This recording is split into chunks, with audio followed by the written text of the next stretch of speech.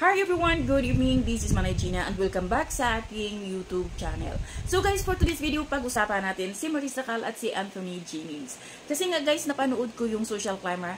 Wow, ang galing nilang dalawa. At syempre, mayroon silang issue dati, pero yun nga ang sabi ng karamihan na kahit anong pangit na issue na ibato sa kanila, ipupul sa kanila, mawawala dahil sa sobrang galing nila. Si Marisa Cal, ang galing talaga. Ang daming nagsasabi na total package talaga si Maris. Magaling sumayaw, singer, at ang galing, napakagaling na artista na kahit anong rule ang ibato mo sa kanya, kaya-kayang dalhin ni Maris. Sa Incognito, di ba, nakita natin kung gaano kagaling ni Maris. At dito na naman sa Social Climber, wow, ang ganda.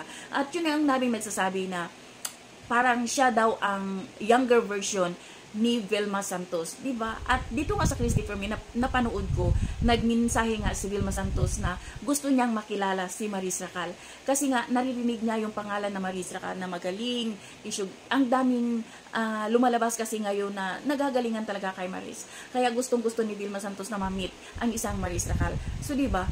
Si Vilma Santos kasi daw, noon kapanahonan niya, parang si Marisa Cal, na kahit anong ibato sa kanya na rule, kaya-kayang dalhin ng isang star for all season. Kaya gustong-gusto ni Vilma Santos na makilala si Marisa Cal. Sana no, dumating yung time na magkaroon sila ng movie ni Vilma Santos at ni Marisa Cal.